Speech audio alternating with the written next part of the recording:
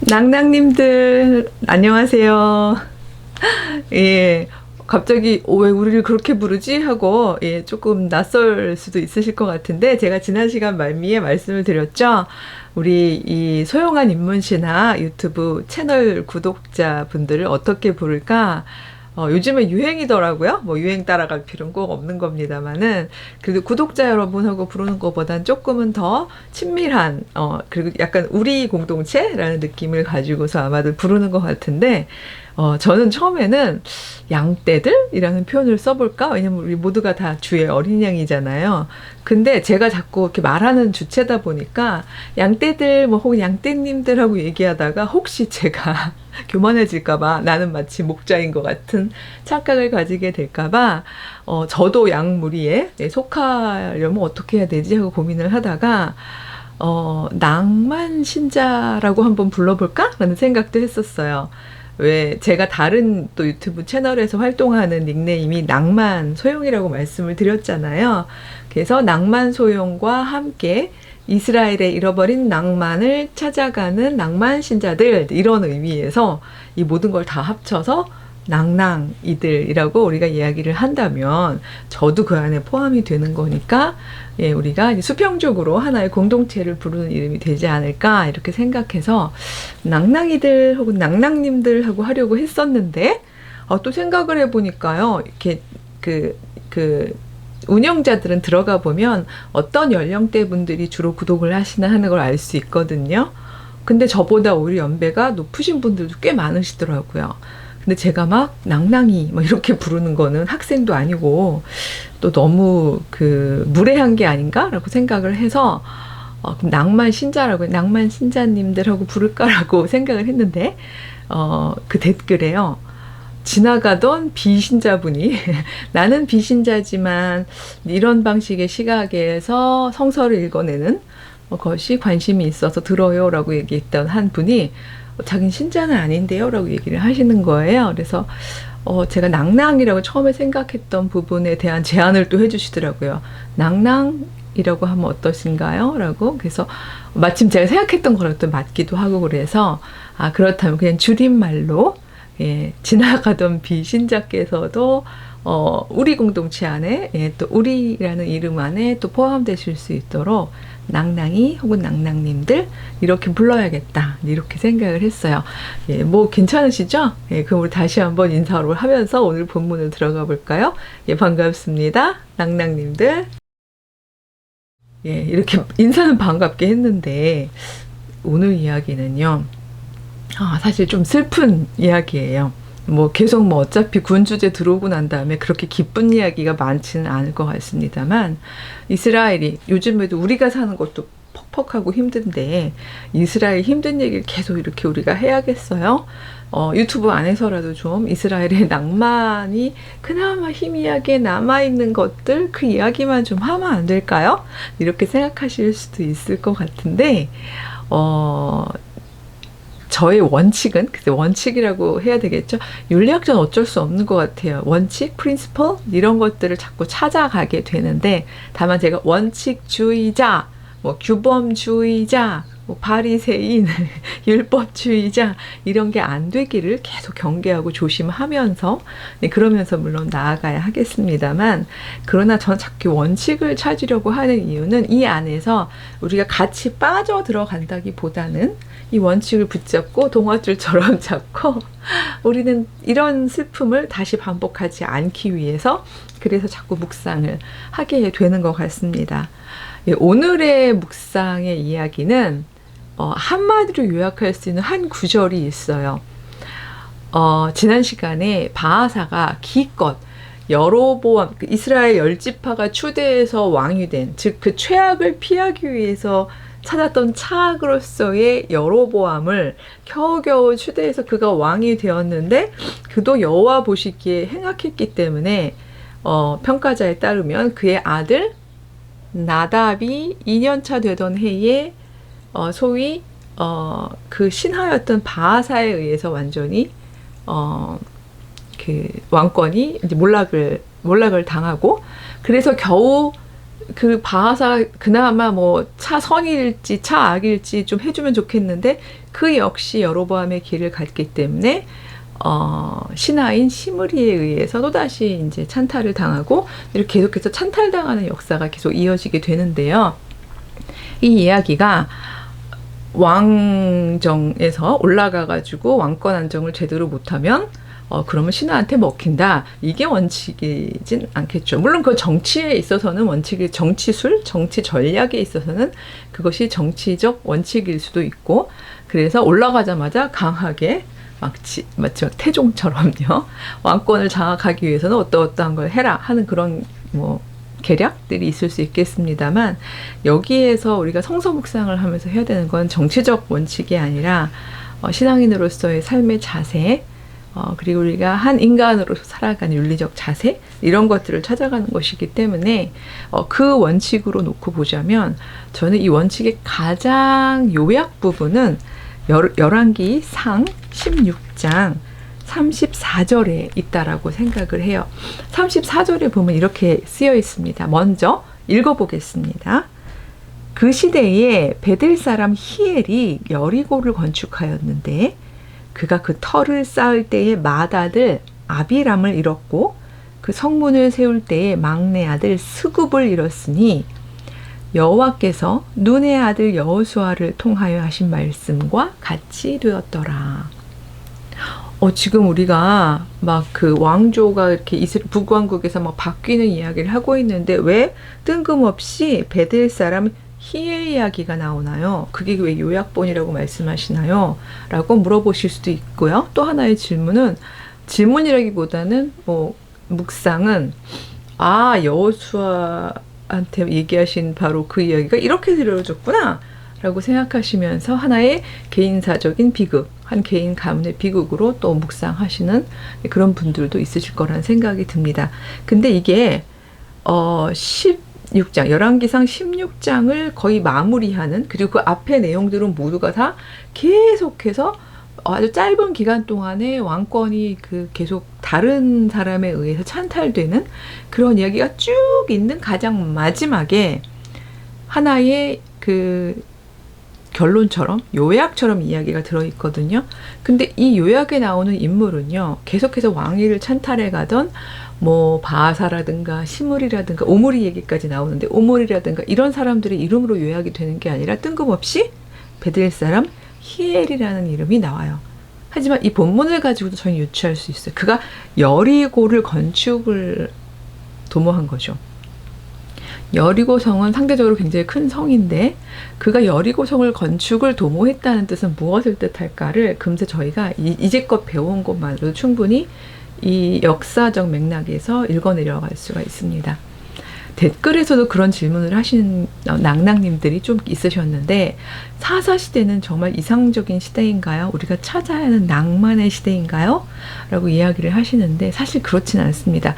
여호와 왕 사상을 가지고 있는 사람들이 분명히 있었지만 그런 사람들만 있었다면 그야말로 낭만적인 공동체가 되었겠죠. 여전히 이 사람들은 그들이 나온 공동체에 즉 이집트로 상징되는 떠나온 공동체의 그 수직 위계를 싫어하고 그런 어떤 위계적 삶을 살지 않으려는 그런 낭만적 이상을 가진 사람들도 있었지만 시대가 점점 가면서 그 기억들을 잃어버린 사람들 혹은 기억을 가지고 있더라도 내가 노예가 아니라 내가 왕이 되면 되는 거지 라고 생각한 사람들 그렇게 생각한 사람들에 의해서 계속 꼭대기에 올라가려는 도모 이거를 이제 은유적으로 얘기한다면 사실 실제 얘기도 성벽을 다시 건축하려는 도모가 계속 있었던 거죠. 근데 이것이 하나의 윤리적인 차원에서 원칙이 될 수 있는 이유가요. 제가 이 이야기를 하면서 조금 공간을 이동해서 이 일이 벌어지고 있는 이 사사시대보다는 조금 이제 후대 약간 뒤의 일이긴 합니다만 중국에 보면 노장 사상도 나오고 이제 그러니까 왜 공자의 사상과 노장 사상이 중국 사상 중에서 하나의 굉장히 대비된 두 개의 축이거든요. 그러니까 얼추 비슷한 상황에서 나오는데 계속해서 거기도 소위 군, 웅, 활거의 시대다 이렇게 얘기하면서 한 사람이 올라가서 정치적으로 권력을 잡음도 치고 막 이러는 시대가 있잖아요. 그러니까 제가 이 얘기를 굳이 하는 이유는 이 사사 시대도 비슷하게, 그러니까 아주 강력한 왕권제가 있기 전에 그렇다고 아주 소소한 부족 단위에서 어떤 혈연 중심의 공동체를 살아가는 삶보다는 조금 더 확장의 욕망이 있는 당시에 이건 동서가 비슷했던 거죠. 이럴 때 대부분 신앙을 가지지 않고 정치적인 의도로서의 계속해서 내가 수장이 되고자 하는 시도를 했던 사람들의 입장은 동양이나 서양이나 뭐 이쪽이나 저쪽이나 다르지 않았을 거라는 거죠.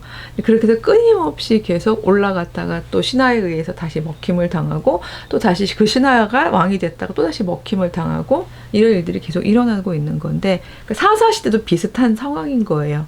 그렇기 때문에 이 시대를 꼭 우리가 낭만적인 이상으로만 그릴 수는 없어요. 하지만 다윗 왕권을 옹호하고 다윗 왕권을 오로지 하나님께서 그 왕권만을 인정한 것처럼 그려내는 후대의 사가들이 굉장히 평회하는 것처럼 사사시대가 또 완전히 완벽하게 사사시대 제일 마지막의 요약처럼, 마지막 요약은 누가 했는지 제가 말씀을 드렸습니다만 마지막 요약처럼 진짜 왕이 없어서 저마다 자기 갈 길대로 행하던 그런 난잡하고 어지러운 세상으로만 볼 것이냐, 그렇지 않다는 거죠. 저는 이 미드라시적 읽기의 가장 중요한 성서 해석에 있어서의 장점도 그렇고 윤리적인 시각에서 장점도 그렇고 굉장히 입체적이면서도 깊이 있고 다양하게 읽어낼 수 있는 그런 부분을 제공을 한다고 생각해요. 어떤 한 시대를 반드시 선이었어, 절대 선이었어, 혹은 그건 절대 악이었어, 이렇게 얘기할 수 없고 또 그것을 우리가 그렇게 판단할 수 없다는 거죠.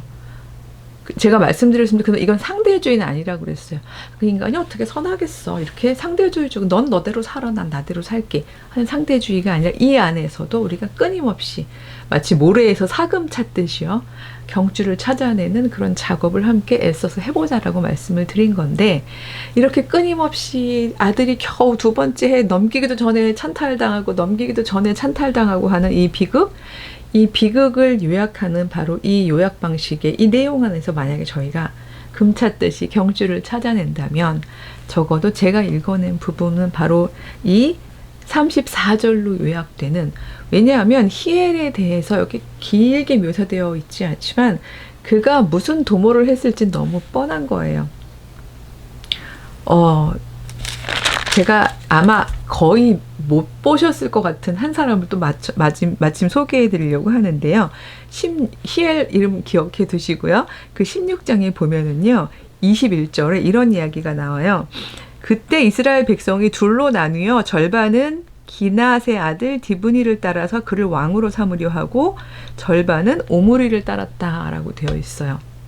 여러분, 뭐 시므리가 그러니까 시므리가 여기 보면 7일 동안 왕이 되니라 이렇게 되어 있는데 이렇게 짧게 왕이 되었던 이야기 이런 것까지는 시므리라는 이름은 기억하시지만 여기 디브니라는 사람도 더구나 이스라엘 절반이 그를 따랐는지 이런 거에 대해서는 아마 읽으시다가 꼼꼼히 읽지 않으셨으면 디브니라는 이름은 기억 못 하실 수도 있을 것 같아요. 이 디브니도 마찬가지고, 그리고 그 뒤에 이제 히엘도 마찬가지입니다만 그 디브니를 따른 사람이 절반이고 오므리를 따른 사람이 절반이라는 이야기인데, 이 이야기 이전에 어떤 상황이 벌어진 건가 하면요, 그러니까 시므리가 소위 말해서 바하사의 아들 엘라만 친 것이 아니라 11절부터 살짝 읽어볼게요. 시므리가 왕이 되어 왕위에 오를 때에 바하사의 온 집안 사람들을 죽이되 남자는 그의 친족이든지 친구든지 한 사람도 남기지 아니하였고, 정치적으로 이게 원칙이죠. 그렇죠? 정적을 다 제거해야지 왕권이 빠른 시간 안에 안정이 될 테니까. 그렇게 해서 제거한 부분이 나오는 거잖아요. 그러니까 이 제거의 부분은 여호와께서 그렇게 예언자를 통해서 예언을 하셨기 때문에라고 굳이 후대 해석을 가지고 뭐라고 할 게 없지. 이거는 정치적으로 너무 당연한 수순인 거예요. 그리고 그가 살면서 범죄했고 한 얘기인데 우리가 이제 신학적 해석인 거고 또 신앙적 해석인 거고, 엘라에게 겨우 왕권을 주자마자 민심이 그를 따르지 않았기 때문에 시므이가 또다시 왕이 될 수 있는 근거를 여기다가 또 제공을 하게 된 거죠. 근데 시므이가 디르사에서 왕이 되었다는 소식을 듣고 그 말을 듣고 오므리가 이제 이스라엘 사람들의 추대 속에서 그를 제거하는 일들을 또 벌인 거고요. 그래서 이제 당연히 그렇게 되면은 시므이와 그의 일가족은, 이 경우에는 시므이는 그 오므리에 의해서 침을 당하기보다는 18절에 보면요, 성읍이 함락됨을 보고서 왕궁 요새에 들어가서 그냥 왕궁을 불사르고 그 가운데서 자기가 죽었다라고 되어 있는데, 뭐 죽임을 당했느냐 스스로 죽었느냐 이거는 크게 지금 여기서 중요한 건 아닌 것 같습니다. 중요한 건 결국 올라가느냐 완전히 그냥 완전 몰살되느냐 그 가문이, 이런 어떤 거는 하나의 원칙처럼 계속 반복되고 있고요. 이거는 이스라엘만 이랬던 것이 아니라 제가 아까 얘기했던 중국에 있어서 군웅 활거의 시대에도 그러했다는 얘기죠. 그때 사상이 나오는 것 같습니다. 그러니까 물론 아주 평화로운 시절에도 사상이 나오지만 인간이 치열하게 나 개인의 문제가 아니라 공동체의 문제에 대해서 치열하게 기도하면서 이게 왜 이렇죠? 라고 하나님께 아뢰든 아니면 개인의 지혜로 막 치열하게 고민을 하든 결국 어떻게 경주를 잡게 되는 상황들은 우리가 더 치열한 상황에서 많이들 벌어지게 되는데요. 중국 같은 경우에도 그 공자의 사상이나 노장 사상이나 이런 것들이 나오는 그 상황은 안정기라기보다는 아주 치열하게 죽고 죽이고 하는 상황들이었거든요. 근데 그 상황에서 이제 많은 분들이 윤리학자들이 요약하시기를 공자의 사상은 유위의 사상이고 노장 사상은 무위의 사상이다라고 얘기를 해요. 즉 이렇게 정신없고 서로가 서로를 치면서 위로 올라가려고 그러고 하나의 시스템이 안정되어 있지 않을 때는 노장에 따르면 뭔 거죠? 무위, 아무것도 행하지 않는 게 오래 사는 길이다. 즉 나를 지키는 길이다. 나와 내 자손이, 즉 맏아들도 안 잃고 막내 아들도 안 잃고 그냥 그렇다고 뭐 잘 사는데 방점이 있는 건 아니고 자연과 더불어 자연과 친화하여 욕심 없이 이제 그렇게 살아가는 것, 그거를 하나의 해답으로 제시했다면 공자는 유위, 덕치라고도 합니다만 물론 공자가 너가 올라가서 왕이 되라 이렇게 개인적인 얘기를 한 건 아닌데 이 어지러움을 해결하고 또 백성들을 안정적으로 아우를 수 있는 행동하는 덕장이 나와야 한다는, 덕스러운 통치자가 나와야 한다는, 그래서 그가 행동해야 한다는 그런 유위를 얘기한 게 공자인 거죠. 그러니까 같은 상황에서 이렇게 무위자연할 것이냐 덕에 입각한 유위의 통치를 할 것이냐 이렇게 답이 또 달라지기도 하는 건데요. 그 이야기를 굳이 일로 가져온 이유는 우리가 이 사사시대에서 이제 막 군주제로 넘어가면서 아직까지도 안정이 되지 못해서 겨우 통일왕국 3대 만에 분열되고 또다시 북왕국 쪽에서 이렇게 치고 한 가문이 몰살되고 하는 일이 일어나는 이 상황 속에서 이 일을 기록하고 있는 역사가는 무위를 이야기했을까요? 유위를 이야기했을까요? 그 이야기를 한번 물어보기 위해서 이 이야기를 했습니다.